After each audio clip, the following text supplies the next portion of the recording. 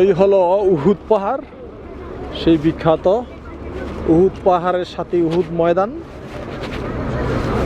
এই ময়দানে নবী করিম সাল্লাল্লাহু আলাইহি সাল্লামের সাথে কাফেরদের যুদ্ধ হয়েছিল। সে যুদ্ধে 70 জন সাহাবী মারা যায়। সবচেয়ে গুরুত্বপূর্ণ সাহাবী আমির হামজা এই যুদ্ধে নিহত হয়। উহুদ শব্দের আবিধানিক অর্থ হচ্ছে পৃথক বা একক। এই উহুদ পর্বতের উচ্চতা 1077 মিটার বা 3533 ফুট, দৈর্ঘ্য 7.5 কিলোমিটার।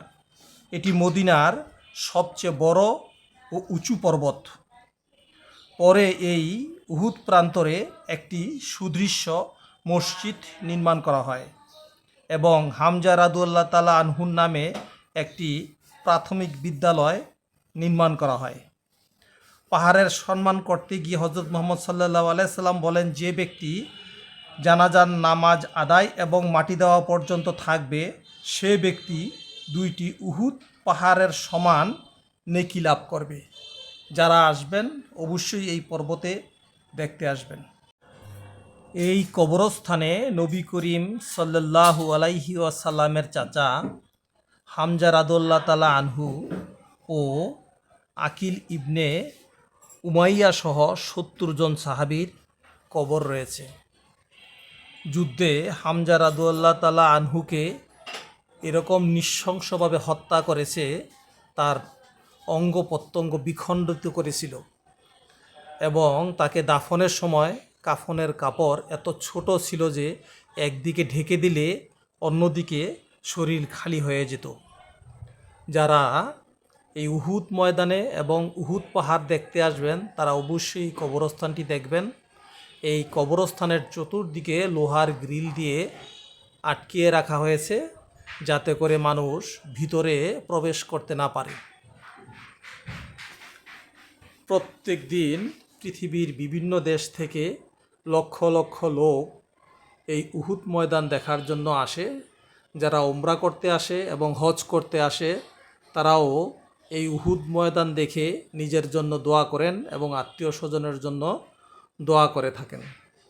এই উহুদ পাহাড়ের পেছনে ছোট্ট একটি পাহাড় অবস্থিত।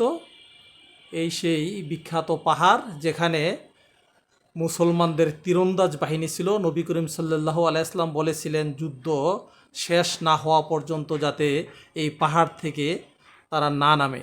কিন্তু প্রাথমিক বিজয়ের পর তারা এই পাহাড় থেকে নেমে আসে, যার ফলে কাফেররা পিছন দিক থেকে এই পাহাড়ে উঠে যুদ্ধ করে মুসলমানদের পরাজিত করে।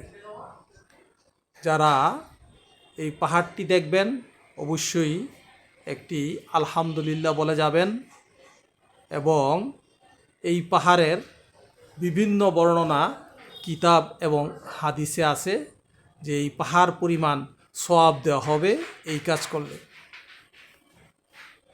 আমরা বাংলাদেশ থেকে 45 জন সঙ্গী সাথী নিয়ে ওমরাতে এসেছি। এই ওমরা আসার পর এই উহুদ ময়দান দেখতে আসলাম। আপনারা অবশ্যই এই ময়দান এবং পাহাড় দেখতে। এই উহুদের ময়দানে নবী করিম সাল্লাল্লাহু আলাইহি সাল্লামের দন্ত মোবারক শাহাদাত হয়েছিল। এই রক্তক্ষয়ী যুদ্ধে মুসলমানরা পরাজিত হয়েছিল। উহুদের ময়দান থেকে মোহাম্মদ সাইদুল ইসলাম কিরণ, মদিনা, সৌদি আরব। ধন্যবাদ সবাই।